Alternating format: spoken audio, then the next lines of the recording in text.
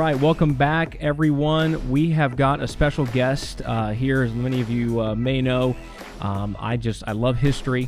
I love world history, American history, and I met Eric Hawley, he's going to give some information about his background and everything. But just we both go to the YMCA here in town, and I met him. We got to talking about some stuff. We realized we're brothers in the Lord, and I wanted him to come on the podcast to speak about American history, specifically some of the colonial stuff, pilgrims, and the religious side that a lot of people try to pull out of history. So, Eric, welcome. Thank you, It's awesome to have you. And why don't you just give us a little bit about your background and some of your history? All right. Well, it's good to be with everybody today, and we greet you in the name of the Lord. My background, I guess you could say from the natural standpoint, starts here in Marion County. Both my parents were Marion County natives. On my dad's side, my great-great-grandfather, William Hawley, migrated to East Marion in 1850.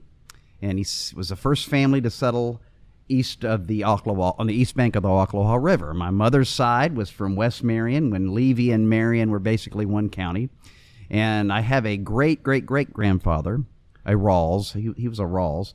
And he came to Florida in 1803 in that general area under a Spanish land grant when it was still controlled by the Spanish. Oh, wow. So we've been here a long time. My father raised me in DeLand over in Volusia County, and I lived there for 40 years, and I didn't live in Marion County myself until 2010. I've been here since then. Oh, okay. Wow, 2010. So been here a little while. A little while now. It's just not the place I come to. It's not over the hills and through the woods to Grandma's house we go anymore. It's now it's my home. So awesome. And so what are you doing now? Well, I did finish grad school back in December of 2019 with Southwestern Assemblies of God University. Just a little bit about my spiritual background, if you'd like. Yeah, absolutely. I was raised in a good Southern Baptist home, but like a lot of Christian couples today, sadly, I guess to put it in a nice way, my parents failed to receive everything God had for them in their marriage. And sadly, their marriage ended after 27 years in 1987. When I was a junior in college, I was away from home when that happened. But when I was 15 years old, the Lord really came into my life in a real way. I had been running from God. I knew the gospel backwards and forwards. I would have staunchly defend the Christian faith and the scriptures, but I was unregenerate. I was not born again. Yeah. I had not surrendered my life to Christ, and I love sin. How else can I say it? As do all we sinners, right before we come to Christ. We sure do. I mean, I was not that person missing something in my life, and I knew that Christianity was a commitment. Yeah. That Jesus was Lord.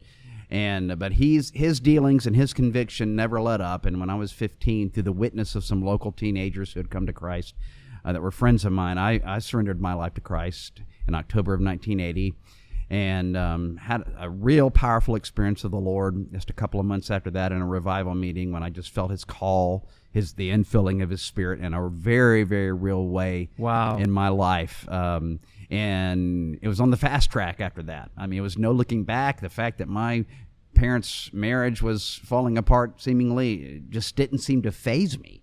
Wow. The Lord really became what does the psalmist say? Thou, art Lord, are a shield about me, and the glory and the lifter of my head. He was. Yeah. And he kept me through all that and let me know, I am your real father. I'm your real mother. I'm your real family. Follow me. Love your family. Always honor your parents. But don't put any trust in them. Yeah. Don't put any faith in them. Put your faith in me. And there's been a lot of ups and downs, some dumb decisions along the way on my part. But I've walked with the Lord ever since, and he's kept his hand on me. And I'm 55 years old, still serving him today, and I just want to do his will in my life. Praise God. Amen. That's awesome. What a powerful testimony. God's good. Amen. Especially God keeping you through some of that tragic stuff going on in your teens and late teens and stuff. Wow, God is awesome. Yes. My parents remained like best friends after that, and we had all of our family gatherings together, so it wasn't like it's just an unusual situation. They never remarried, but they I don't think they were ever really divorced in their heart. It was just the enemy came in, how that happens. It's very common, but But I did graduate from Jimmy Swaggart Bible College in 1988. What? I worked for Jimmy Swaggart. I worked at his ministry for a few years. Sadly, I left, graduated about the time of his unpleasantness, I will call it that, in 1988, and still have some association with the Swaggarts, with that ministry, just, casually, more or less. Don't really have much time to do much association, but we've had some contact, and certainly pray for them and wish them all of God's best. And I was a Assemblies of God minister for a while, but the Lord led me more into an independent mode of ministry quite a few years ago, for no wrong personal reasons or anything against the Assemblies of God or anything like that. Yeah. Right now we attend Ocklawaha Bridge Baptist Church over in Lynn in the East Silver Springs area. Oh, okay. And that my great-great-grandfather started that church in 1854, I believe. Yeah. Wow. So it's wow. quite a heritage. Yes, it is. That's amazing. Wow. So in addition to sort of some of the ministry and stuff you're doing, what are you doing in the secular field, the working, that kind of stuff? Well, currently I am employed with Marion County Public Schools. I am a U.S. history teacher and U.S. government and economic literacy at Forest High School, and I laugh because the economic literacy part I don't feel qualified for exactly. Somebody asked me if I was going to attend the financial freedom seminar at our church. I said, no, I'm already free from finances. I don't need any more.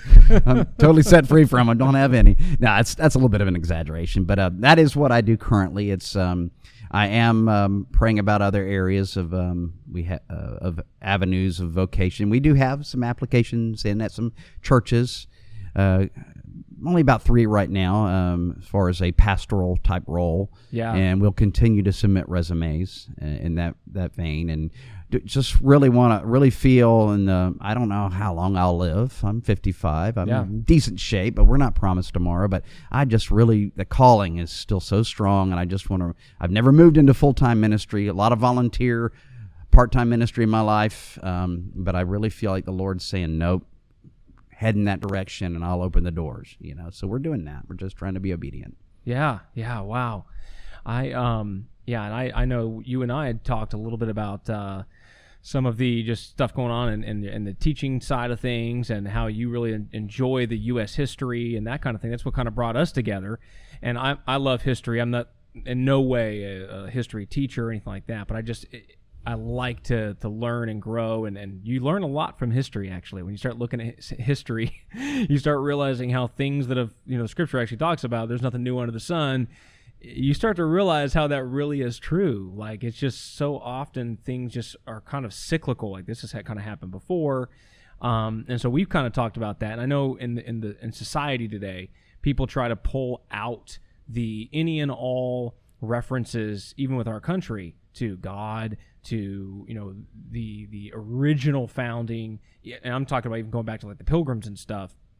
So what are your thoughts on that when we kind of take it back? I know most people think of the founding with Declaration of Independence and everything, but even before that, when the pilgrims first came over here, and when people were over in England and they were sort of being oppressed and being kind of put off, and what's some insights you think you would like to pull out and kind of talk about there? Well, that is an interesting question, and I think there is probably a lot of a misconception on that. You had in that situation, you had the Puritans, and they came here, and they were basically divided into 2 sections. You had some that were separatists, and they wanted to totally depart and break away from the Church of England.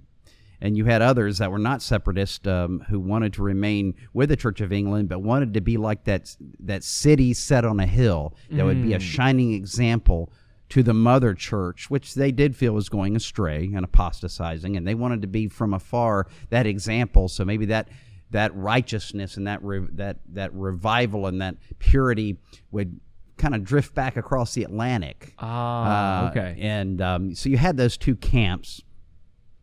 And that basically did affect the founding of our country deeply. They were highly Calvinists. Mm-hmm. They were probably more Calvinist than Calvin himself. If that's possible. If that's possible, right? But they were. They started most of the, and I would say probably 2/3 at least, of the institutions of higher learning in this country. But they themselves, though, even though they had been victims of intolerance, religious intolerance in the mother country, sadly, they took on that same vein here. Yeah. And they did basically try to form a theocratic type of government. Yes. You know? Now, a lot of people in Christian circles today, there's a lot of controversy. There's still a lot of questions. How much should the church be involved in politics? You know, what is our duty? You have the extremes. You have those that embrace such a what's the word I'm looking for? Dispensationalist view of eschatology, that they think, the rapture could happen at any minute. Don't get involved in that. Yeah. Then you have the other extreme. I was taught when I was in college, called Kingdom Now. Yes, I've heard of that. Yeah, where Christians are just supposed to take over everything. Right. And that's how. And like rule the world. Right, exactly. Yeah. And the truth, like anything, is somewhere in between. Go figure. But I don't believe that this nation happened by accident, and I believe the Puritans, God uses imperfect people. Mm-hmm. God uses people that take. It's the only kind he has to work with, right? Exactly. I mean, thank God I'm qualified. Yay! Right. Praise the Lord. Yeah. But even with their error, they did lay a good foundation in a lot of ways. Yeah. The Puritans were not these ignorant people that rejected reason and higher education. In fact, again, they started higher education in this country. Yeah. They did. And they embraced a lot of tenets of the Enlightenment. Right. And I think that the effect of the Enlightenment on Christianity, on modern Christianity, on the founding of the country, has been overlooked a little bit. And it is something that in my graduate studies, when I was working on my master's degree, I think I can say this, and most of your audience will probably understand it. I feel like the Lord really dealt with me through that. Mm-hmm. That He really was raising up this country, and He wanted this to be a country that was like ancient Israel in a lot of ways, but not so much like during the reign of King David or anything like that, but that time prior to the kings. You know, God never wanted Israel to have a king. Right. He made it clear. He told Samuel, heed their word, yeah. Let them have their way, yeah. you know. And he still used that. Yeah. He brought us the Messiah through the lineage of David, right. But it never was his perfect will. Right. And all of his warnings came to pass. They sure did. But the period of time under the judges is commonly called by those who embrace a more dispensationalist view of theology. They call that the Dispensation of Conscience. Yes. Where men truly did just try to live by the law of God. And hey, let's face it, if everybody lived by the Ten Commandments, we wouldn't have any problems. Oh, yeah. You'd be hard-pressed to find many of the problems that we have today. And I think what the Lord was trying to do in America is that He was trying to establish a witness in a land, an example of people that would voluntarily, not by compulsion. Now, you have to have law. You have to have traffic laws. We're not talking about anarchy or full-blown libertarianism or anything like that. But a society that would base its just basic fundamental governing laws on His Word, which right. we did. There's no doubt about that.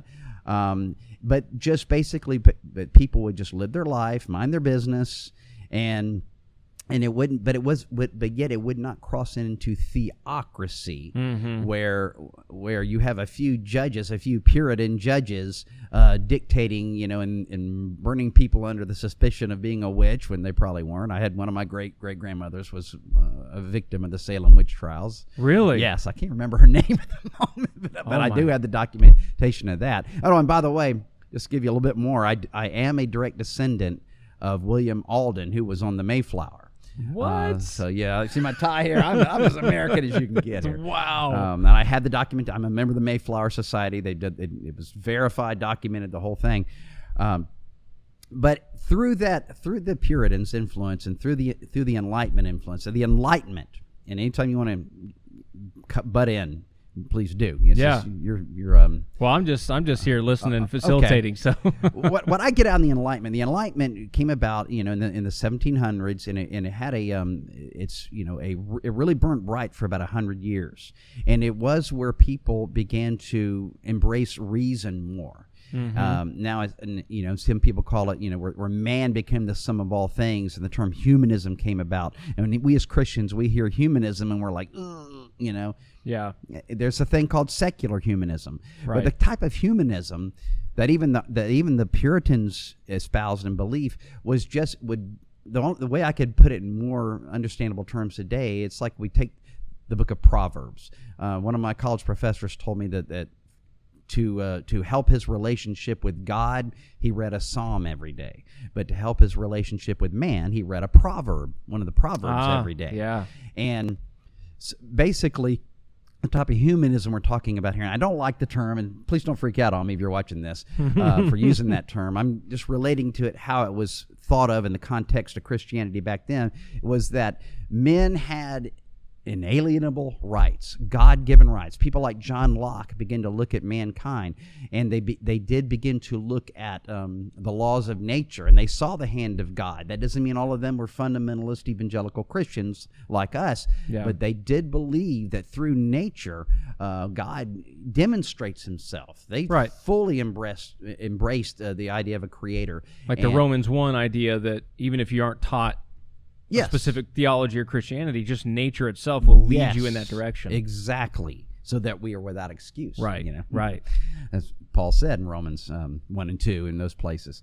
But this idea that man was a sum of all things, well, in God's creation, we were before the fall. We are. We are the object of redemption. Mm-hmm. Now we want to be careful that we don't make the center the center of focus. Right. Christ is the center of the focus of the gospel. God's glory is the center of focus on the gospel.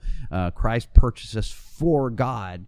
Is for God's glory. Right. He doesn't chase us. He doesn't beg us to come to Him. We just get to, thank God. Yeah. Okay. But God, but through the Enlightenment, laws began to change, and it was centered in France, but it really seemed to take hold in Great Britain, to where they had a revolution. Probably I believe it was in the late 1600s, where they basically decided, we don't like this king. And because we have these God-given rights of self-government, we get to choose our own king. Yeah. So kings are fine as long as the people have the right to choose them. And so they did. They booted one king out, and they brought another king in. And that deeply affected English law. Right. Now, we see where we're going with this. If it affected English law deeply, that spread to America. And that was, even though we eventually rebelled against Great Britain, that concept that men have rights, that a nation's law should be based on those rights. Right. That those rights are, you want to call them divine. That doesn't mean everybody's God's child. You still have to be born again. Mm-hmm. But God, we're created in God's image. Like James says, you don't curse men and bless men at the same. Men, they're made in the image of God. Right. Out of a fountain can't flow bitter and sweet waters. Right. It was kind of along those lines in a more of a general sense. Yeah. But it was this thing of self-government, that men, Locke and others, that men, we have a right to govern ourselves. Peoples have a right to establish their own form of government, and that rulers exist to protect those rights of men that come directly from the Creator. The king, the rulers did not bestow those rights. They cannot take them away. Right. And when they try to do that, their leadership is no longer valid, and men are no longer obligated to obey them. Now that is the crux of our revolution. That was embraced by the founders. A lot of it was embraced by the Puritans, though they did kind of become intolerant themselves. Yeah. But later on, during the Revolution, this was the belief. And of course, the Enlightenment went in a secular. It had a kind of like a fork. It went in two divergent paths. One was secular, where some people rejected God altogether, and it was all reason. And then others, the reformers of the Protestant Reformation, they love the Enlightenment because they say, this is what we've been trying to say. Study Scripture for yourself. Use your mind. You don't need the Catholic Church to tell you what to believe. You have a brain. Don't check your brain in at the door. Right. God will show you. And so this is what our nation was built on, that people... That peoples of the earth have a right to govern themselves, that they're divinely endowed with certain inalienable rights, and governments can only exist by the consent of the governed. Jefferson didn't invent that. No, right. This all came from the Enlightenment. But I believe strongly that God's hand was in it. Now, I believe it takes a godly people who do love God and that are following Scripture for any type of government like that to last and endure. Right, which Adams actually, didn't he say that it's yes, only, he did. The government that we've given you is only for, just basically a righteous people, and it's unsuitable for any other, he said. Why? Because if you take God out of the equation, you take this divine endowment with certain inalienable rights, you have the Bolsheviks. Right, yeah. you have Mao. Yeah. You're nothing. You're just a cog in a wheel. Because at that point, it's the government that gives you your rights. Yes, exactly. It's not God. So now if the government says you don't have the right for this or the right for that, or even to live, well, it's for the good of the people that you die, so you're toast. That. But I really believe God was trying to raise up a witness in the earth through this country, similar to, like I said, during the time under the judges in Israel, where people lived by their conscience, but their conscience was governed by the Spirit of God and by Scripture. And naturally, we've drifted from that. Yeah, we have. Yeah, we definitely have. Now, you said earlier about the pilgrims, and they started to develop sort of a theocracy. I've heard, or actually, I forget the guy's name, that he's a famous historian, does like a lot of books and stuff on American history and different types of history, but he wrote that the founding fathers, of course, the national government was much more secular, very kind of just open to states' rights. But then when the states got a hold of it, that actually some of them in their state constitutions, they were very, say, Anglican, and people could go to jail and all kinds of stuff because they violated specific, not just even like spiritual, like church law rule. People would be thrown in jail. People could be like whipped and all all kinds of stuff. So is that you find that too? Is that your understanding that that's basically what happened early on? I was wondering where this would go today, and maybe what if you had even had any thoughts along those lines. So obviously you've been doing some studying yourself, Brother Steve. Oh yeah, like I said, I love history and love to sit and talk about this. Right. Well, my master's thesis is titled "A Brief History." If 85 pages is brief. I was going to say a brief thesis. That's oh my God. That's an oxymoron. I'm still exhausted, and I've been out of grad school for a year, and I'm still whipped. That was a job, I want to tell you. And they're very picky. But it was entitled "A Brief History of Colonial Sovereignty and State Sovereignty from the Revolution through 1814." That's a long title. Yeah. Because just what you said, yes. You don't get extra points for pithy titles, I guess. Yeah. I wish I could have thought of a better title than that. But in fact, my grad school professor, he kind of imposed that one on me. Here, just call it that. Because he wanted to get this over with himself. I think. Yeah, too. Sure. But that's a very interesting point. We started out now that the original 13 colonies. You have to remember that most of them began long before the United States of America was ever thought of. And you have to understand the nature of an English colony, a British colony, versus the colonies of other European powers of the day. Night and day difference. You had most of the colonies of Great Britain in North America, and there was more than 13. There was like 20-something. I don't remember the exact number, but we refer to the 13 primary ones that are more established. We took some from the French. You had the Floridas, but they were so sparsely populated. You had Nova Scotia, which really thought about joining us during the Revolution. They were a little more established. Oh, wow. Up there above Maine, and all that. Of course, Maine was part of Massachusetts at that time. Yeah. But these, a British colony was a little different. like I said, than the other colonies of other European powers.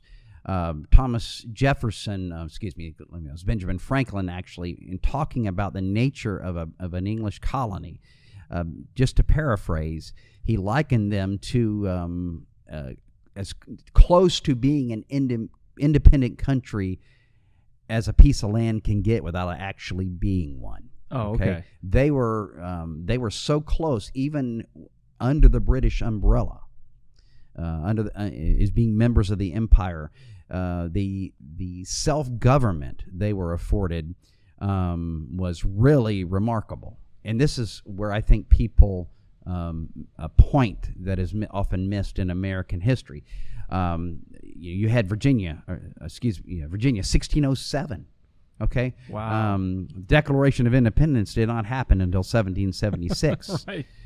You had others: New Jersey, New York, early 1600s. I believe it was Pennsylvania and Georgia that were the latecomers in the early 1700s. Right. But the point is, by the time the Revolution happened, these 13 colonies had developed their own sense of nationhood individually, not as a whole, not as a unit, not as a unified people, North American people. But as there was a patriotism, a nationalism, let's call it what, Massachusetts especially. Yeah. Those people that fought at Concord, and can't remember the other one now. And those first battles there in the Revolution, initially the colonies were fighting not for independence, but to retain those rights under English law that had been the standard for well over 100 years at that time. They were used to self-government. King George III, King George I and II, they were pretty much status quo guys. The British Empire had certain laws. Through the British Constitution, there were certain powers that were delegated to the king and to the crown and to Parliament, but probably 90% of the decisions made by the colonies were made by the colonies themselves. Colonies. Okay. The king did not have unlimited power of them. Neither did Parliament at all.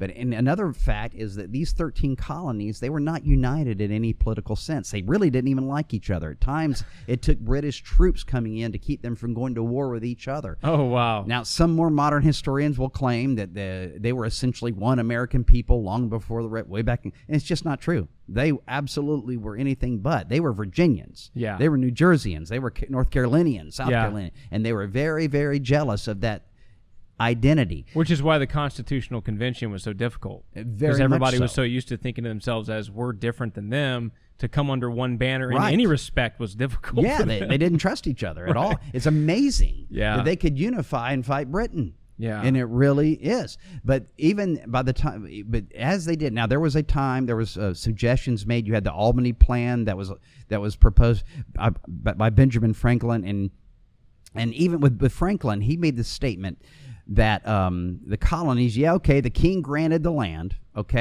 but they were built by risk takers and adventurers, people with money who are willing to take a gamble. Right. And sometimes it failed miserably, and they lost their shirts. Sure. And then people who are less fortunate or less well-off, whatever, they could come ride the coattails, escape the doldrums of the life over there in the big cities and hack out, a lot of times as an indentured servant for 7 years, a life in the wilderness and have something of their own that was for nobility over there. Right. A piece of land, a piece of dirt, Yeah. something to call your own. And they were happy to come over here because it was getting pretty crowded over there in the mother country. And so you had this individual nationalism rising up among the 13 colonies, The Albany Plan in the 1850s, proposed by Benjamin Franklin, would have united the colonies more under one umbrella, economically and politically, and it was flatly, soundly rejected by the colonial assemblies of all 13 colonies. They wanted nothing to do with any, so much for this one American people. Right, yeah. It just didn't exist. Yeah. So as time went on, when the revolution finally began, it began as not as a independence move, but as a way to retain those rights that they felt that they had under the British Constitution and from God, the rights of self-government. King George III wanted to take all that away. He wanted to really become a dictator. He wanted to decide who the winners and the losers were in the colonies. He didn't want them having their own industry, you know. And so this was simply a war to retain something at first. Thomas Paine came along and others and convinced the colonists after a while that the only way they would have that would be to leave the empire, to secede from Great Britain, to leave the British Empire. Right. And so even when we did that, though, we did not leave the British Empire as this country called the United States. No country, and this is going to be controversial, but no country called the United States of America ever declared its independence in Great Britain. That is one of the biggest misunderstandings ever. If you look at the Declaration of Independence, now it was written by the Continental Congress, which was simply a kind of like the United Nations is today. It was not a governing body between the states at all. It had very limited powers. It was to unify the 13 colonies in a trade boycott. And it said that against British goods, and any colony that was found cheating on that would be thrown out. But it was not a governing body. Yeah. It was certain powers and even war powers, because it became a little more expedient because the colonial governments were being disrupted by British troops and things like that. So sometimes they took action on their own, true, you know, raising an army and things like that. Yeah. But in a legal sense, there was no United States of America even on July 4th, 1776. That country, as we know, it did not exist.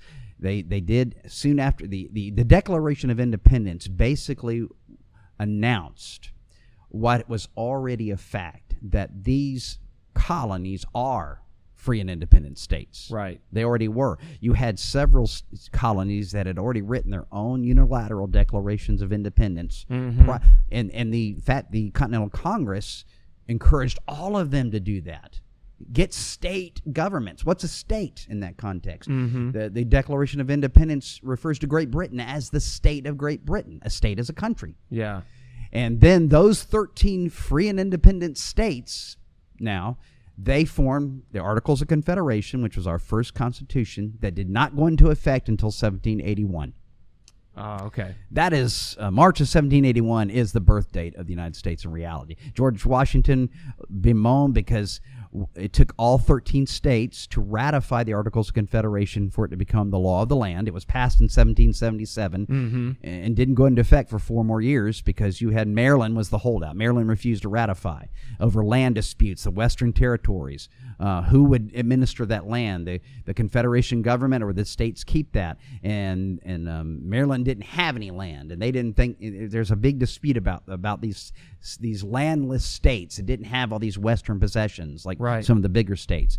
And so unless the Confederation government would be able to, that land would be ceded to the Confederation government, Maryland and some of the Connecticut and some of the smaller states, they didn't want anything to do with it at all. So that's why getting back to your point on they already had these rights. Yes. They were already given to them. George I, George II, they recognized this. And I'm coming back to your point that you made a minute ago on that. Yes. Yeah, so it was George III that started kind of overstepping, overreaching. And so is that why, like the Declaration of Independence, you probably heard this, people say, we're a secular nation. It was secular documents. They don't mention Christianity. They don't mention, but it seems like, based on what you said, I mean, the Declaration of Independence is saying, look, we have these inalienable rights given to us by God. It is not given to us by George III, in other words. And they were just recognizing what really both England and the folks in the States had already recognized, that, hey, we have this from God, and your job is to protect these rights, not to overstep. Right. Exactly. Is that kind of the... Exactly. Okay. And when he did that, he invalidated his right to be their king. Okay. And it was just a given. Now, you mentioned earlier, some people thought maybe the federal government was secular. What about the state governments? You mentioned, I think, that there were state governments that actually had religious litmus tests and things like that. Okay, that's where I'm taking a long time to answer your point, and forgive me. I just do think it's important, though. Now, you had these states, these 13 sovereign states, they had the Articles of Confederation, which didn't work well, okay? During wartime, they weren't great because there was such a spirit of, there was a unity then of a commonality of everybody fighting for each other's independence. Right. But once that war was passed and over, it was just kind of like nobody cared what was going on in Philadelphia at the Confederation Congress. And not completely unlike today. I mean, you got like, the trade towers in '01. Right. I mean, there's like a 98% like we're in this together. We're together in this. And then as that started to wane, it went right back to we don't like those Northerners, those Southerners, those Republicans and Democrats, exactly. and the liberals and conservatives. Yeah, exactly. It was like demo what? No, we're all in this together. And then a year later, it was like, I can't stand those guys. Exactly.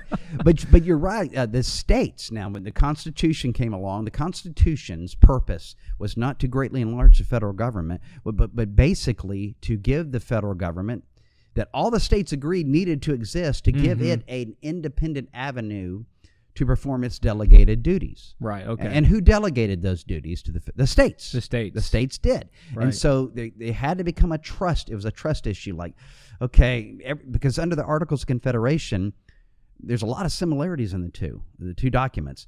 Even though these powers were delegated, as it were, under the Articles of Confederation, they still always had to go through the state governments to get anything done. And the state governments were like, later, kind of thing. Yeah.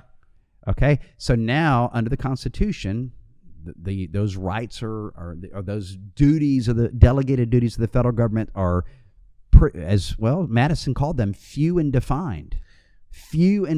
Yeah. But now the federal government has an independent avenue to carry them out. Right. Okay? Right. Now, bring in the Bill of Rights, bring in the First Amendment, bring in the separation clause. That Congress shall make no law concerning the establishment of a religion, nor prohibiting the free exercise thereof. What's the first word there? Who is being bound there? Congress. It can't be any plainer. Not the states. Right. Not Perry, Florida, where they were ordered to take down a cross from a water tower because it's on public land. Right. Not a state local school board allowing prayer in school. Now, we can debate whether or not that's really a wise idea. Yeah. But I'm just going by what the document said. Yeah, but the debate, their thought was the debate should be on that local level. It shouldn't be somebody in Washington determining what people in Wisconsin can and can't do. Exactly. And if the original 13 states had ever dreamed that a decision like the one in 1963 over school prayer, anything like that a Supreme Court would come along that would come out with such a ludicrous interpretation of even with the 14th Amendment being added. Right. We're saying it took us 150 years to realize we didn't know how to interpret our own Constitution.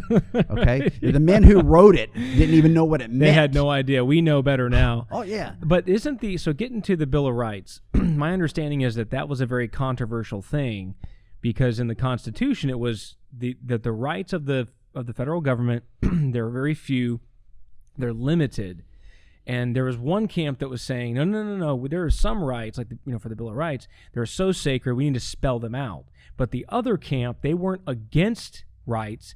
Their argument was basically, if we start listing individual ones, then people will start thinking that anything that's not in this list, the federal government can do. But the point is, no. They can only do what's in the document, which is basically commerce and an army. And is there anything? Commerce, Army, pretty much. It's mostly that. Foreign relations, right? Yeah, we have to deal with other countries as one unit, right? Things. Pretty much that's about it. There's not much more. Now that was interesting when I started seeing some of that. Like they were against the Bill of Rights because they said, no. These are already. If you read the Constitution, that means these are true. But if we start listing them, in the future, people will think, well, we didn't list this one, so we can do it, which seemed a little prophetic. Yes. and the irony is that those who warned us about the flaws in the Bill of Rights were the Hamiltons, were the true nationalists that wanted to dissolve the states. Exactly. They were the ones, and actually, I'm afraid they may have had it right because you mentioned, the states, even after the Bill of Rights was adopted, there were states that still had religious litmus tests. Yeah, you couldn't hold certain offices if you weren't a certain denomination. Right. Not even Christian. Right. A denomination. Like Catholics were like, nah, you can't. You're can't. booted out. And that did not violate the Bill of Rights. Because it was Congress can't do this. Yeah, it's Congress. The states still could. Yeah, it's crazy. And that's just something that's fallen through the cracks. But yes, so in that sense, you could say, that's why some people say that the federal Constitution is a secular document. We'll get to that in a moment. But back to what you're talking about, I think the point you've raised about the Bill of Rights is just too important to pass up. Yeah, okay. Because that's something I've been looking at too. And if I do a part 2 of my thesis, we'll probably look at some of that. But the Bill of Rights, yes, absolutely. The argument made by people like Alexander Hamilton, which I am absolutely no fan of whatsoever. He was saying, he's saying, why do you guys, I'm paraphrasing, why do you guys think we need some sort of Bill of Rights? Because there's nothing in the Constitution that gives the federal government the power to stop free speech, right, or free assembly. Then they can't do it. Right. And he said, if you start listing these things, then it's like by default, later courts could say that the government is giving you these rights. Yeah. Or even that the Bill of Rights is giving, because all the Bill of Rights was doing was acknowledging pre-existing rights. Right. But now how is it interpreted? Yeah. That the government's, the paper is giving you these giving rights. You the rights. And we get to interpret what it means. So now if you want to sell your private firearm, you have to go through a background check. Right. That is, of course, I hate to say it, right, but I'm afraid that Hamilton may have been right about that. Yeah. And so the Ninth Amendment was put in to try to stop that, which basically said just because a certain right is not listed doesn't mean the federal government has jurisdiction in that. It's ignored. It's like it's not there. So they they had to put an amendment. They had to put the amendment in to say the thing that the original document already. I mean, if you've ever done like a legal contract, that's like, they're already long enough. Right. But now we have clauses to say what other clauses already basically say. Yes, exactly. It's like these are what the federal government can do, and that's it. And the Ninth and Tenth Amendment. And by the way, all these lists, the government can't do other things either. Exactly. But now you do have courts that just take a broad interpretation. And they decide. Now they decide what it means. Yeah. Another thing that you consider about the Bill of Rights is the Bill of Rights mirrored what was already in the state constitutions. Right. Everything you see in the Bill of Rights was already there in the state constitutions, and they just wanted to make sure that the federal government would to defend the member states of the union, the member constituent states. But how far we have come. Oh my goodness.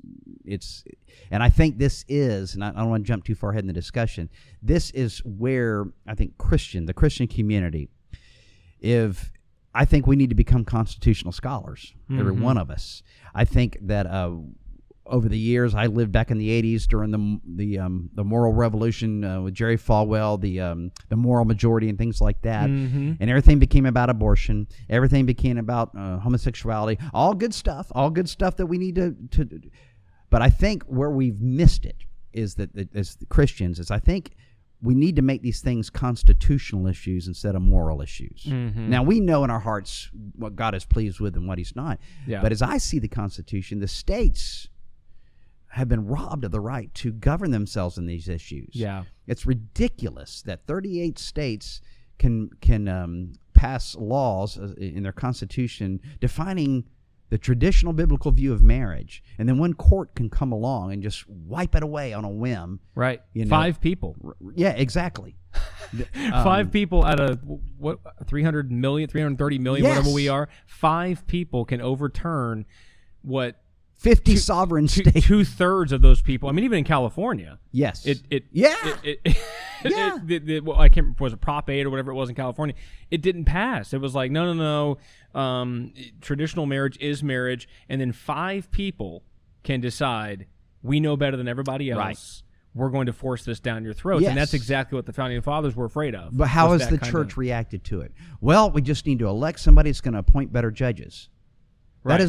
That has been our whole strategy. Which is buying into a false notion to begin with. There you go. I mean, I'm for the judges, but Folks, I think we're done here. We'll just turn the camera off. We're done. But we're basically giving into, no. That first premise is wrong. Yes, we need to have the judges. That's great. But we shouldn't need the judges because the judges don't have the authority to do this in the beginning. There you go. And they don't. Yeah. These rulings, but the church hasn't gone. The church, Christians should have invaded their state governments and just taken them over, and then called for a convention of states or something along those lines to reaffirm and reestablish the original intent, maybe through the amendment process, bypassing the Congress altogether. Article 5 is clear about that. Yeah. The states can ratify the Constitution without any involvement in the United States Congress. Congress can also offer up amendments and submit them to the states, but the states can call their own convention and tell in Congress to pound sand, but we have not. But Christians have not taken that route. But when I start talking this way, that's when the same ones that are just crying for better judges, when I call for a deeper activism into local and state government, so you can have a state governments that are zealous of their own independence, zealous of their own right for the people to govern themselves in these matters. Then I hear, oh, brother, that's getting a little too far. Jesus said, my kingdom is not of this world. And I'm like, huh? After you just got done telling me we need certain justices. Yeah. Which way is it? Why do you care then? Yeah. And so you're preaching, right down my alley here, brother. This is basically how I have really, my thesis that I wrote on, until the year 1814, the states, even after ratifying the Constitution, they viewed themselves as a league, as a confederation of sovereign states, of sovereign peoples. Right. The American people did not ratify the Constitution. There was no American people. Yeah. New Yorkers ratified the Constitution. North Carolinians, South Carolinians, Georgians, so forth and so on, they ratified the Constitution. Right. In other words, the federal government, created by the Constitution, the only right it has to exist and have any jurisdiction in any state is because the people of that state allow it. Right. That is the sovereignty of the people of each state. And unfortunately, in the 1830s, now again, that was gospel until about 1814. You had states reiterating that whenever the federal government would get out of line. Sometimes they were northern, sometimes they were southern, but slavery. We'll have to bring that up, unfortunately. Oh, yeah. That had nothing to do with it at the time. It was more of a trade policies. When Jefferson put his embargo against trade with Britain, well, the New England colonies were livid because they depended on trade with Great Britain and France for their livelihood.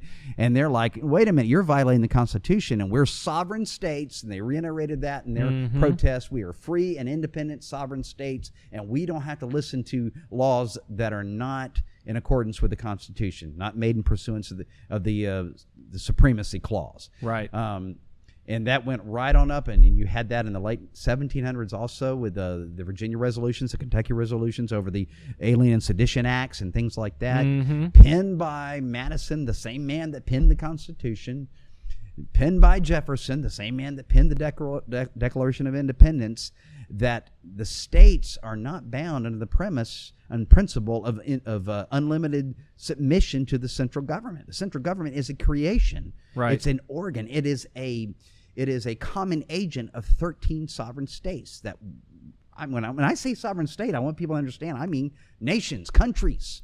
Right. Which is, I mean, to put it in our context, like things we're going through today, this is the difference between California and Florida with COVID. Right.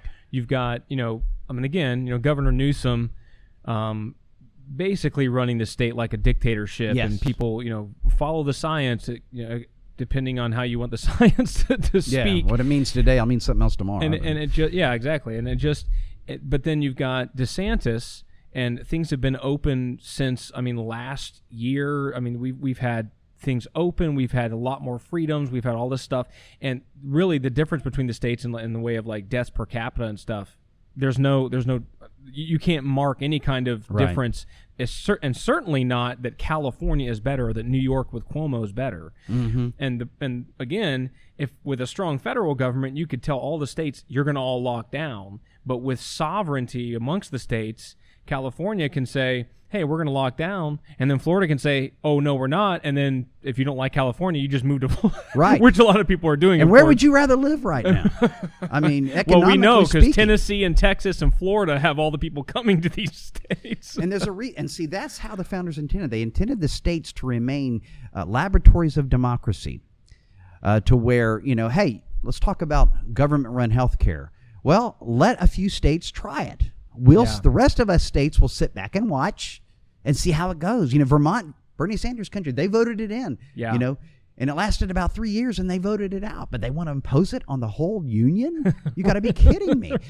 It didn't work here, but maybe if we had some of those other states to help offset the bill, it would work here. I'm sure that's what they're thinking. But yeah. But on all those issues, let's But brother, as fundamentalists, evangelical Christians, whatever you want to call us, we'd have to accept, though, that a minority of states would be very left, would be very extreme, would be very immoral by biblical standards, would have legalized drugs, would have legalized abortion, things like that, and we'd have to respect their sovereignty too. Oh, of course. We wouldn't want to try to find some loophole in the Constitution where we could become like the Puritans and dictate to them. Right. But we could still be that shining example. These states are godly. These states are governed by godly Christian principles, and they're prospering. Yeah, and I think if you had more of that, you had more of the distinction, like we have right now with, again, states like even Texas and Florida versus New York and California with COVID. There's a sharp contrast, right? And I think if you had states that they looked at themselves more separately, less federal imposition, and you had the clear distinction, here's where these policies lead, here's where these policies lead, which one do you want to be doing? I think more state, yes, for a time, they'd be way more liberal, they'd do all these things, and then they'd start to realize, wait a minute, this is not good for society. Forget Christian, this is just not good. And I think you'd have probably more states saying, you know what, we're going to go ahead and do it your way, even though we may not like it. Right, exactly. Like it. But it's like what you said with slavery, because that's a huge thing. The slavery, the racism. Obviously, we know as Christians, these things are not things that are condoned by God, or you look at the New Testament, we're clearly all there. I mean, I know some people think it's racist to say there's just one race, the human race, but that's a clear thing in Scripture. How is that racist? Yeah. Well, you got to go to like Berkeley or one of those places to Dr. figure out. King wouldn't have thought it's racist. Exactly. Oh my I mean, God, judge me by the content of my character, right? But the whole thing is, people will say, well, see, back in the day when they were doing the Declaration of Independence, the Constitution, they should have eliminated slavery. But we're thinking that's anachronistic thinking. Mm-hmm. We're thinking, well, we have all this power with the federal government now. They should have used that power back then, but they didn't have it back then. Back then it was commerce and an army and some foreign relations. They would have never bound together on something so crucial like slave. They wouldn't have even on much smaller things if they would have made, Virginia change something even smaller. That's why we have the Bill of Rights. The states were scared that no, we want this one, we want this one, we want this one. And I think you kind of alluded to that was a big stain on the country. But at that time, the country would have fallen apart if they had tried to address it. Well, and Franklin brought that up, and he said the issue, and he was against slavery. He would love for it to have been done away with. It violated every principle we were building our republic on. Exactly. There's no doubt about it. Yeah. But he said the issue here is independence, not emancipation. We can take care of emancipation. We've got to get ourselves free from Great Britain. Jefferson now, a slave owner. Right. He mentioned how King George III was trying to prolong the slave trade. And I know people say, well, Jefferson says he was against slavery. Why didn't he free his slaves?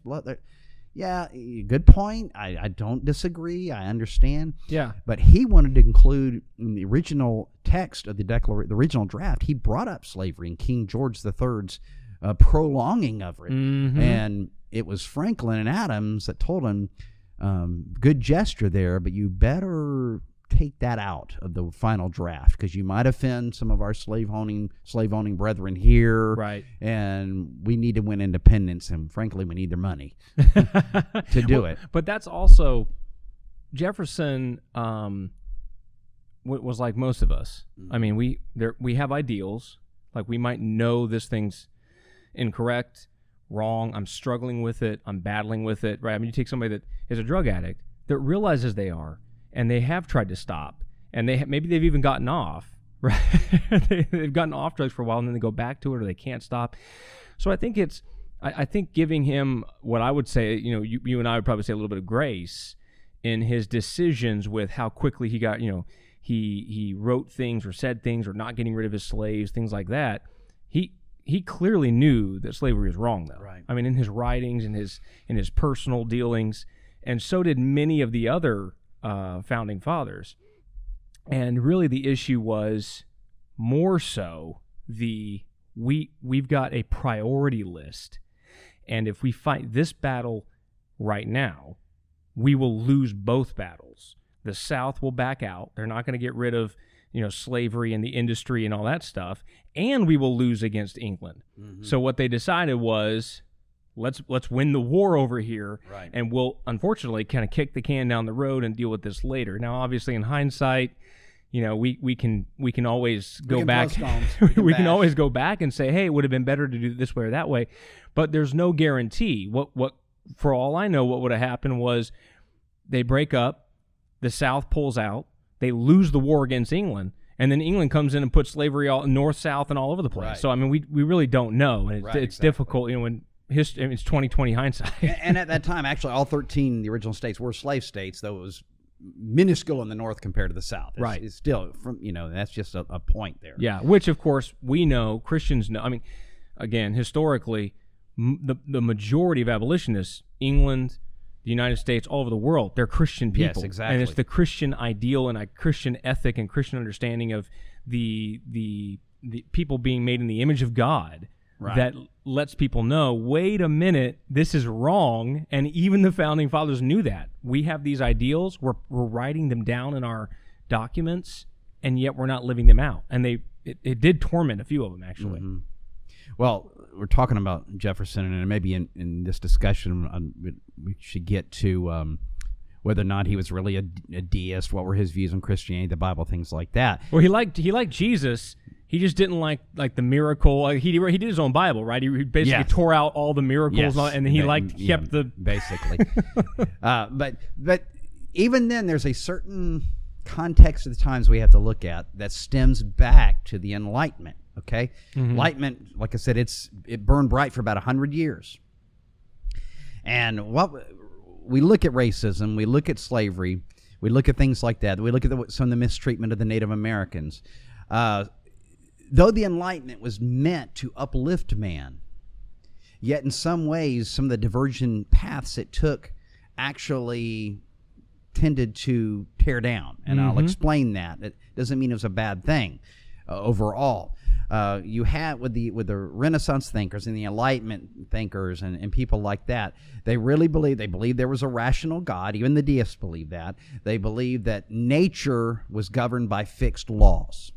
And both sides, both the spiritual side of the Enlightenment thinkers and the secular side, they believed that the laws of nature applied to society. Now, one side would believe that a rational God made those laws. Mm-hmm. The secular side started embracing atheism and eventually evolution and so forth and so on. The secular side started looking, since they thought that we had to judge and reason things by what our natural senses tell us, by what we're seeing about nature, mm-hmm. by what we can touch about nature and hear from nature and feel from nature and smell from it and so on. We have to make all our decisions based on that.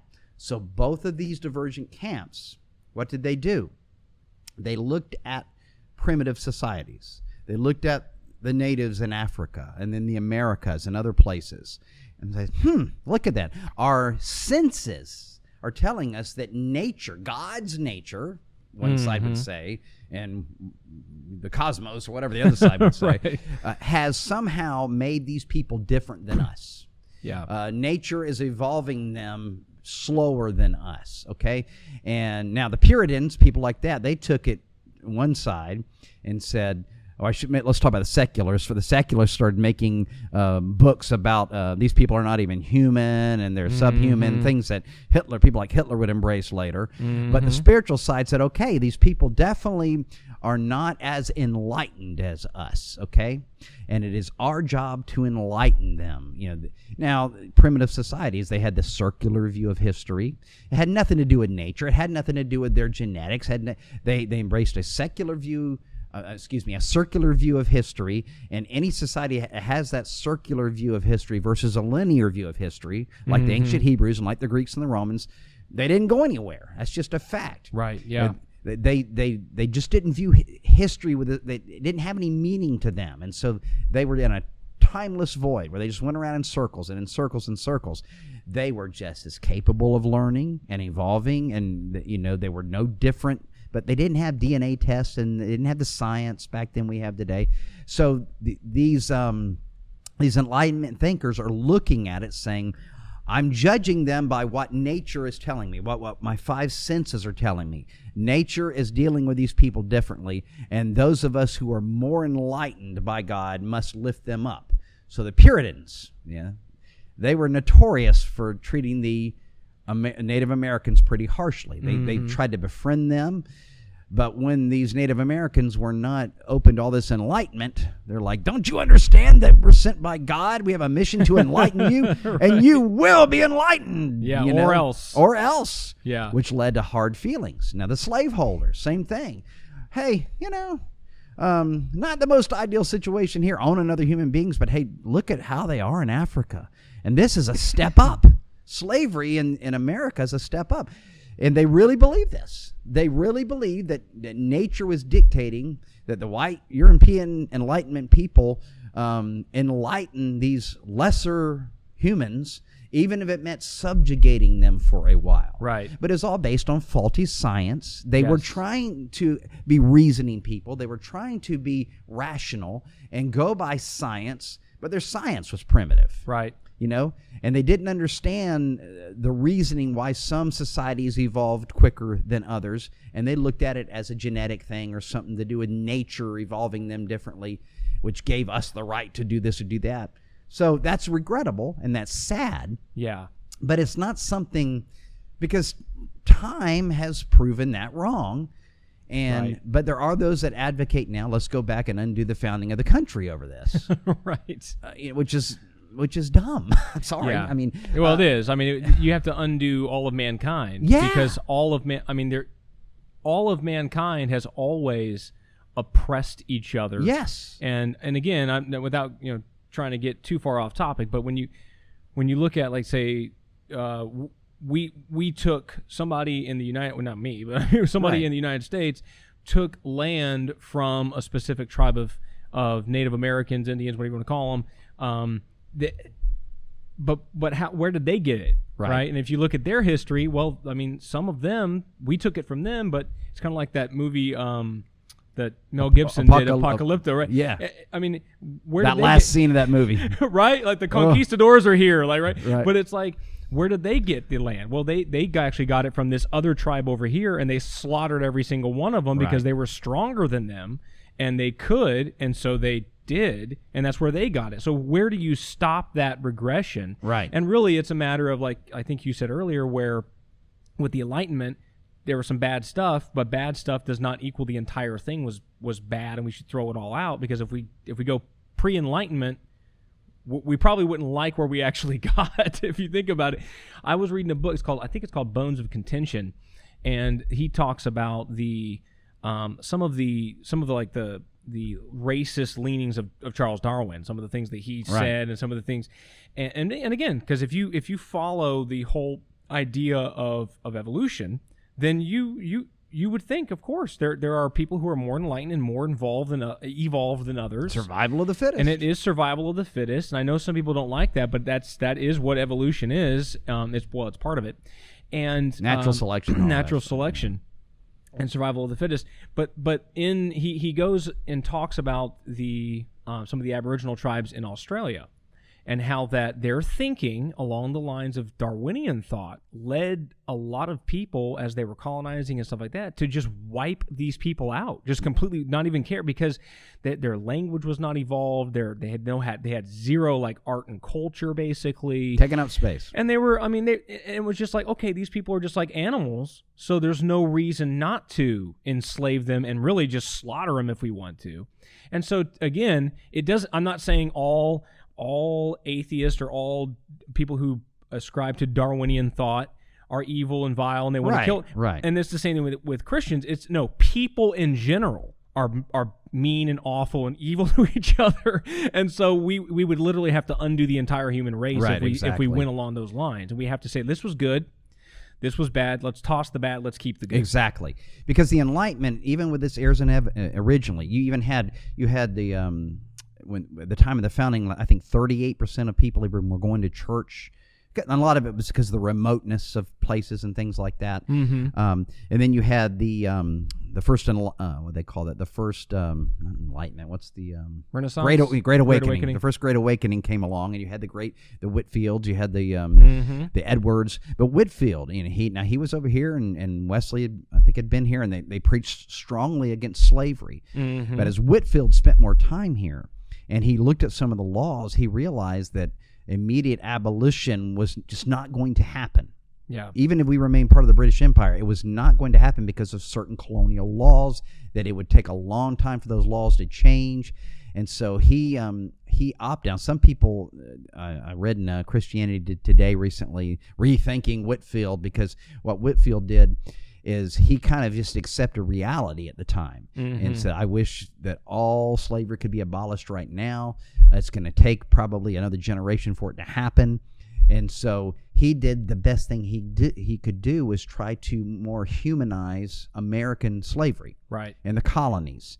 And that was something that the First Great Awakening did. It brought a paternalism, a more humanitarian approach to slavery itself. Mm-hmm. That's not what we hope would have happened. We'd hope that it would have just been done away with, but it was still a progression, and that did lead to ultimate abolition. Yeah. And the reason some people are kind of criticizing him now is because he was given a plantation. Oh, okay. He had several slaves on it, and now by law, I don't believe at that time he could have even freed them, and that's for certain reasons. Mm-hmm. But he said, the very least, I want it to be a model of how to treat these slaves in a Christian way. Right. Now, it did have an effect. Now, I know some people are going to hear this, they're just going to, no. But hear me out here for a moment. Compare slavery in the United States to Brazil. 40% of all slaves in the African slave trade that came to the Americas went to Brazil. Only 1 out of every 20 came to North America. I think. Wow. It was just 1 out of every 20. 40-something% went to Brazil alone, where they were not treated paternally. They were not given a family unit. They were not taught the Bible. Mm-hmm. They were not treated somewhat in a civilized way, with given houses and allowed to work on the side and even make money, like was the case here, and things like that. Yeah. It was just work them to death and bring more. Work them to death and bring more.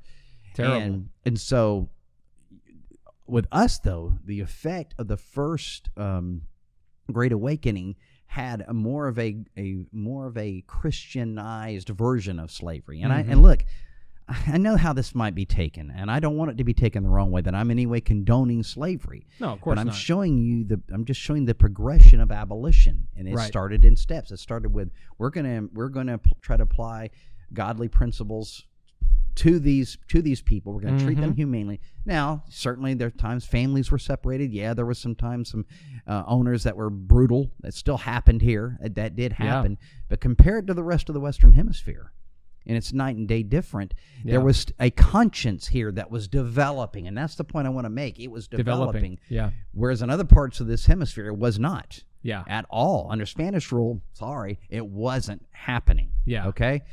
It did happen here, to where people began to really question the whole institution. Like, is this really right? Yeah. And then that led to the abolitionists, and it finally led to the end of slavery. Yeah, and you can trace that back to the ideas of God and rights coming from Him. Right. And so people started to struggle. The first, say, generation that started thinking about this, they started to struggle with, wait a minute, we all know we have these rights.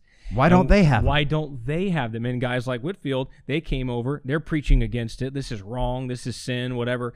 But recognizing some of the political realities of, hey, but it's here. Right. And so let's model it in a way that can be conducive to godly treatment of people while we work on eliminating it completely. That kind of attitude versus, well, just get us some more because we don't really care because these people are lower life forms or right. Whatever it might be. Right. And I think it goes right back to what you were saying about the take the good, leave the bad. The Enlightenment had this. Everything that we are as human beings, when we come up with stuff, our stuff that we come up with is going to be subpar. It's not going to be perfect. Right. And if we can progress along, not progressivism in the way we think today in this country a lot of times, but progress along the lines of getting to a godly ideal. Right. Even those first steps, though they may not be at the finish line, they're at least steps in the right direction. Exactly. And I don't know if you've seen the book. It's called The Right Side of History by Ben Shapiro, and he basically makes that point that you did in the very beginning, that he says it was Jerusalem and Athens, and what he means is the Judeo-Christian culture, the Judeo-Christian morality, the Judeo-Christian solid foundation, and then Athens meaning enlightenment values, logic, science, reason, scrutiny, all of these two things coming together that made the West so prosperous, made right. the West just shoot up like a rocket compared to the rest of history, really. I mean, you look at civilizations across millennia, and in a couple hundred years, our country just boom. Exactly. I mean, it wasn't done in a vacuum. It wasn't on accident. He makes the case that we've been talking about. It's Judeo-Christian principles, and you've got that solid enlightenment, logic, reason, these things coming together to and making what we have. Right. And along that vein, I'd like to address maybe some Christians. I'm very concerned because I think maybe somebody watching this that will see this, you're starting to struggle and labor under a load of guilt that is unnecessary. You're starting to feel like maybe we shouldn't be so proud of our country. And maybe you're finding yourself being sympathetic to some of the cancel culture, and you're questioning so many things because in the media and in schools and in academia, this country and its history is just being beat down so bad. I want you to know, just based on the things we've talked about today, you don't have any reason to feel guilty. You have every reason as an American to hold your head high and be proud because we have come further in the areas of civil rights and justice and and things like that than any other country in history. We're a little over. We're a baby.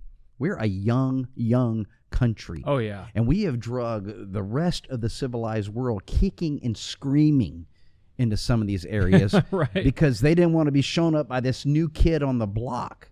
Okay? Yeah. And so please, before you start rejecting and embracing, like a lot of the church is doing, it seems like, maybe not a lot, but a vocal minority is starting to embrace the cancel culture, and maybe we should tear down the statues of Jefferson and Washington and all those guys. Don't go that route. Be proud. This country has done phenomenal things. And if you take America out of the equation, what you have is the French Revolution. What you have is Nazi Germany. What you have is the Bolshevik Revolution. God had a purpose in raising up this country, and we have, like I said, if we can just now get past the abortion thing. Yeah. And if we can get back to some local governments and not change the definition of marriage that was, established by God himself, we will be on the right track. And pretty much every culture has had from the dawn of man. From the dawn of man, right. So for those who in the church who might be fallen for this propaganda, we really would admonish you, do your due diligence. Study these things out. Get a hold of me and Pastor Steve here. If you like some facts and some books you can study, some writers you can study that'll document the things we're talking about, we don't have any reason to be ashamed at all. I'm very, very pleased and proud of the progress this country's made and will continue to make. Yeah, and to your point about, say, Jefferson, I mean, Maybe there are, but I don't know of any statues that were erected for Jefferson because Jefferson was a slave owner. Right. It's the stuff that he did that was notable, that was good. It's in spite of the fact he was, and you think about anybody throughout history, again, unless it's a statue of Jesus, I mean, every person has sin, has things that they've done, has, skeletons in the closet. We might say, oh, I'm really, your son is 30 years old and I'm so proud of him. That doesn't mean that you're proud of that time that he was 19 years old, went on a drug binge. And, that's not that. No, I'm proud of my son because of what? Because of the totality, what he's doing, where he's going with his life. Has he made mistakes? And I think that's the issue, is our national conscience needs to not zero in and focus on the negatives. Right, exactly. Because there clearly are, and some bad ones, but we focus on look at the overwhelming story here, the totality of it. And to me, it's a story of almost sin and redemption, because you have, in the beginning, you got the founding, you got some great things happening, you got some sin mixed in there, and we'll just use racism as one, but there are more. But let's take racism. But then we fought a civil war, hundreds of thousands of people dying, and why? Because we were, as actually Abraham Lincoln said in one of his, I think a Thanksgiving Day address, he thought it was judgment on the country for things that they had done wrong and stuff like that. And he was saying, let's do a national day of prayer and this kind of stuff, right, and Thanksgiving. But it's redemption. And look, we corrected that wrong. And, even from then, we've corrected it, but then there were Jim Crow laws and things like that were terrible. And look, we had the civil rights movement, we had Dr. King, all that stuff, and again, better and better and better. And so it really is, it's a story of sin and redemption across the national landscape, and we should focus on, here's the good. Yeah, exactly. Dr. Martin Luther King, most people think of him and think of what? All the good he did. Well, I don't think about him stepping out on his wife. And, right, exactly. Right? Nobody goes, Dr. King. Oh, yeah, that's stinking. I mean, no. So because we tear down the King statues? Right, I mean, no. Absolutely not. Yeah, exactly. And again, I know that about him because, again, studying history and stuff. Exactly. But I don't even think of that when I think of him. No, me neither. Because in general, what he did, what he stood for, there's a specific thing that people are talking about him, a reason for that. And I think we should do the same thing with Washington and Jefferson and Lincoln and all these guys. What was the good? Let's erect statues in remembrance of their good, in spite of the fact they were fallen mankind and they had sin in their life. I mean, exactly. I'm glad you brought that up about you're very bold, because a lot of people might take that the wrong way. But there's no way anybody could, with an open mind and with an honest mind, could hear what you just said and take it in any wrong way, especially in any kind of racist way or anything like that. Oh. Well, stepping on your wife has nothing to do with racism. No, that's pretty much men across that has to do with humanity. Yeah. The sinful humanity. Would you like to discuss just a little something about Jefferson? Yeah. I found a very interesting quote. If I can find it now. Here we go. Okay, hold on one second. And of course, this part can be edited out too, probably. Okay. Now, the situation where the founders deist and things like that. Mm-hmm. Jefferson and Adams. There's a lot of their letters that are written. Okay, again. Context of history, the Enlightenment thinking, reasoning, rationalization, things like that is burning bright on these shores, okay? Mm-hmm. And some people are not afraid to question the very religious beliefs they've been taught their whole life. Right. Now, these people, none of them that I know of, Thomas Paine might be an exception, but Washington, Jefferson, Adams, all this, they never denounced the Bible. They started to wonder maybe some of the stories were allegories and things like that. And I even heard that Washington, toward the end of his life, he felt guilty about taking communion because he wasn't sure if he could take some of the stuff literally anymore and things like that. Mm-hmm. And that's sad. But the thing we have to think of when people are going through a phase of rationalization and reasoning, what goes with that territory, regrettably, at times is like, okay, I'm going to forget everything I've ever been taught. Right. Okay, and I'm just going to start over, and I'm going to start questioning and doubting. Now, some people, that leads them back to God. It leads them back to, the inerrancy of Scripture. It leads them back to God's unique existence as Father, Son, and Holy Ghost, yet not being three gods. It leads them, what commonly called the Trinity. It leads people back to the blood atonement, to the deity of Christ. All that leads them back more than ever. Other people, they kind of stay out there and live the rest of their life questioning and over rationalizing, over contextualization, things like that.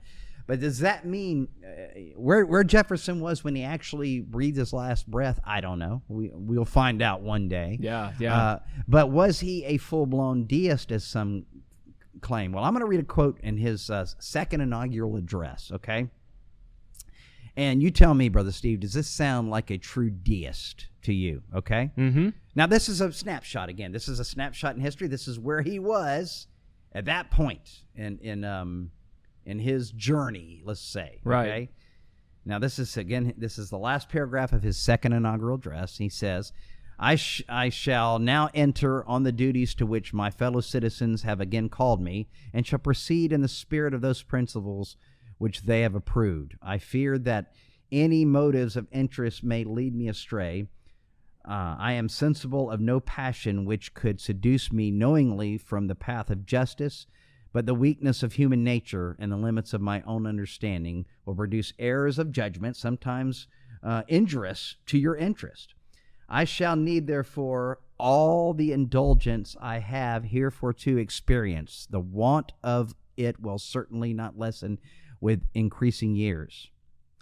Listen, I shall heed to the favor of that being, capital B, in whose hands we are, who led our forefathers, as Israel of old, from their native land and planted them in a country flowing with all the necessities and comforts of life, who has covered our infancy with his, notice that singular masculine pronoun, his providence, and our riper years with his wisdom and power, and to whose goodness I ask you to join with me in supplications, prayers, that he will so enlighten the minds of your servants, the government, guide their counsels, and prosper their measures, that whatsoever they do shall result in your good, and shall secure to you the peace, friendship, and approbation of all nations.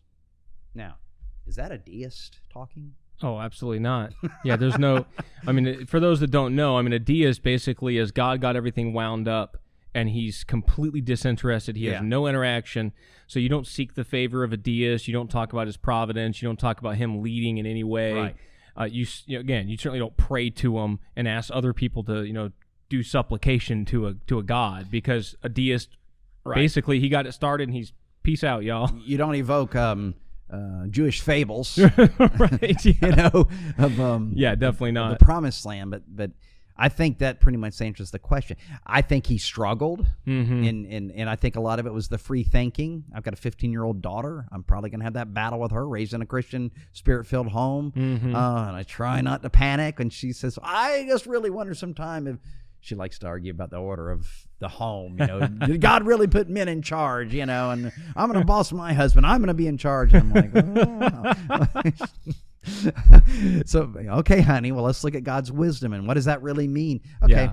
I think a lot of our founders, some of them, most of them, the overwhelming majority were Bible-believing Christians. There's no doubt. Evangelical, fundamental, whatever you want to call it for that day. A lot, Episcopalian, but even back then, the Episcopal Church was a lot more fundamental. Oh yeah, Presbyterian, a lot more. They weren't as secular and into some of the stuff they're into now. Yeah. But Jefferson was probably one of the minority that was kind of experimenting, was kind of seeking, wasn't sure how he felt. But something, I think that's, again, God wants a people of conscience. God wants a people who just don't follow blindly. God wants people. I believe he used the Enlightenment. I believe he used things because he wants a people that will seek his face, that'll get in his word. God is a big boy. God's not afraid to be questioned. Right. Because his word will stand scrutiny. You'll stand. And now, as time has gone by, you look at people like Ray Comfort and others that just blow all this evolution stuff out of the water. That just show how that the science and so many things prove the Bible to be true overwhelmingly, time and time and time again. And so, at least at this phase in his journey, Jefferson was still in belief. There's no way this nation could have come into existence without the hand of God. Without God's hand. He saw what God did for Israel, God is doing for us. And in the speech, he even mentions the Aboriginal peoples of this land, talking about the Native Americans, and that we should be very careful in our approach to them, that they are fellow human beings. And he mentions they're bound with these divine rights. It's just that we kind of help them to see that, a little bit. Yeah. And of course, sadly, not everybody. Later on, we went through the Jacksonian period, and that began to change our view toward the natives. And instead of looking at them as distinct peoples and nations, we just looked at them as just one big mass of Indians. Yeah, which again, not living, you got the ideal and you know what's true, but you just don't live up to what you know to be true. Right. And that, I mean, again, we do that today so often in different things. And it's not projecting onto them a measure of they should have been perfect, even though I know I'm not perfect. Right, exactly. How in the world can we hold them to a higher standard than we hold ourselves and undo the founding of the country? Yeah, which was founded, I mean, clearly on Judeo-Christian principles mixed with the Enlightenment principles. Exactly. Just kind of coming together and really getting this thing launched in a way that no other country has. And they saw no contradiction whatsoever. So no, our Constitution doesn't mention God per se, much anything like that. But that wasn't the purpose of the Constitution. Right. That wasn't the purpose. Wasn't meant to be a religious document, but it was thought up and drafted and desired by peoples of 13 sovereign states, who did want to make sure that this new entity they were creating, called the federal government, would never trample upon those rights they felt came right from the Creator. Right. And so there was no need to over-religiousize the Constitution. That wasn't its purpose to begin with. Yeah, I mean, if I made a handbook or a manual on how to build a 727, I mean, I probably wouldn't have a whole lot of Jesus and redemption and sin. That's not the purpose of the document. Exactly. And their document was a governmental political document. It didn't have a whole lot of that because it didn't need a whole lot of that. It was to set parameters. Yeah, and I think that's the thing that a lot of people forget. Declaration of Independence, they needed more of it there because they were giving the why we are doing this. We're doing this because we have our rights given from God, and you are trying to take our rights away. Exactly. But the Constitution was much more just like a technical, this is how we're going to go along and that kind of thing as a nation, and what the federal government should be doing and that kind of thing. So, but the Declaration of Independence obviously mentions God, endowed by your Creator with certain inalienable rights. Exactly. There's no doubt about it. But again, and then they went and in their state constitutions, pretty much every state had stuff about Christianity and state church. Exactly. And all. So they clearly were. I mean, these guys did not have a separation of government, and they didn't believe in secular versus sacred and all this stuff, because again, they created the federal government and then turn around and created overtly Christian state governments. Exactly. So I mean, and there was and it didn't violate the Constitution. It didn't violate the Bill of Rights. Exactly. At all. Exactly. Doesn't matter what a Supreme Court says in 1963. Right. My goodness, it's just, how can we think a court 163 years after the or not 163 years, but over 140 years after the founding. And really, that was in 1963. Well, you're talking about close to the bicentennial, then almost 200 years after the founding, claimed to better interpret the document than the men who wrote it. Right. Yeah, I will never. Maybe somebody who might end up watching this that's a secularist, a lawyer. Explain that to me. Yeah. How you think you know more about the Constitution than the men who wrote it? Yeah. That's absurd. I mean.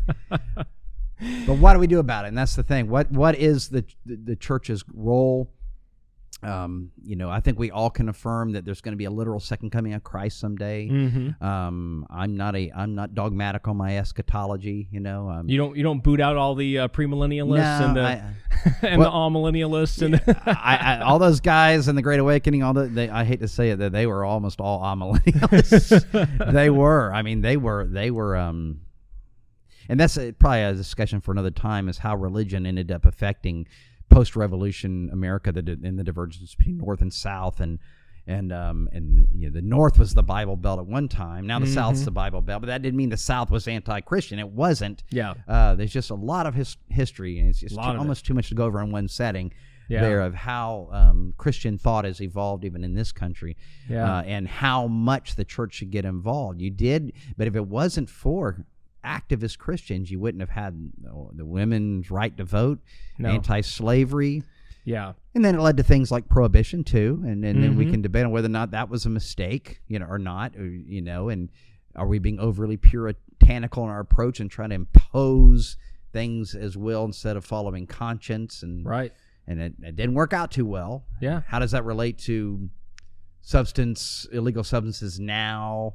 There's a lot you can talk about, and where does God fit in all of it? Yeah. How much should the church be involved in politics? I don't even like that word. How about governance? Right. Forget politics. How about governance? Yeah. Well, politics is just how people relate to each other. It comes from the Greek, the polis? Yes. Exactly. Exactly. Politics just means kind of us relating to one another. So should the church be involved? Of course. Exactly. Should the church do more political activism versus prayer? Well, not necessarily more like that, but should we be involved? Absolutely. There's no question, because we are in society. We should be a part of society. And according to Adams, it was made for us. A godly people, and it's suitable for another. Who else is going to do it? Exactly. It's really not suitable for Do you really, others. pastors, want to turn this country in the name of this imminent rapture? You're just going to, 100 years from now, your children, great-grandchildren will curse you. You could have done something, and you didn't do it. Yeah, imminent could be 1,000 years. I agree, exactly. It's imminent, but what is imminent? That's not to put down anybody's eschatology. I've run the gambit. I've gone from pre, mid, post, and now I wonder if I'm not a little bit of a partial preterist. I don't know. I believe he's coming, but I could have my personal rapture at any moment. That's right. I could leave this church today and get killed going home. And that's a rapture for you. That's right. You better believe it. And I'm saved by his grace and ready for that inevitability, Yeah. Amen. Thank God for that imputation of his righteousness. Amen. I know gives me right standing with him. I'm more excited about that than I am anything we've talked about here today. Yeah. But I will say this. I do think that if Christians don't save America, it won't be saved. Yeah. And why would we let? And this is what God dealt with me. I really believe the Lord spoke to me during my graduate school process, during my graduate studies. I saw what Jefferson saw here. The hand of God. And just how fast this happened, and what were the principles it was based on, these Enlightenment principles, that there is a God who has given us these rights. Let's go for it. But you take him out of the picture. You stop voluntarily living according to his precepts. You're good for nothing then but tyranny. Yeah. To be under a totalitarian rule. Yeah. And I don't want that to happen. Yeah, because godless societies always end up in totalitarianism. Yes. And that's just the way it has some form or the other. Right. But I don't believe we're godless. That's the whole thing. Exactly. I still believe there is an overwhelming presence of people who want to be governed by godly principles, even if they're not necessarily born again, or maybe they're backslid, maybe they're personally not living for the Lord like they should, but they know. And they want that. And I think a lot of them, this last election, got out and voted. They want that because they see what happens when you don't have that. Right. And I think it's just too soon to give up. I think it's just too soon to call it quits and say Jesus is coming. Let's not worry about it. And then when I really like all these, it has to get worse before it gets better and all that. No, it doesn't. Yeah, no, I don't think so. I just don't buy into that anymore. Right. That excuse making. We all can do our part. We all can start influencing local government, finally our state governments, and then demand that our state governments stand up for our rights and stand up to the out of control federal government. Yeah. And quit trying to dictate to us from the executive branch who can use our public bathrooms. Right. And get that back in the hands of Right. the states and the localities. Exactly. Where it originally was supposed to be. And I think, your point, with Christians getting active and Christians getting involved, what we talked about here today is a perfect opportunity for people to know that that's not a new thing. Right. That this country, all the way back from before the founding fathers into the pilgrims originally coming over here, it was God. It was trying to be closer to him. It was, the Declaration, the Constitution, these things. We have these rights from him.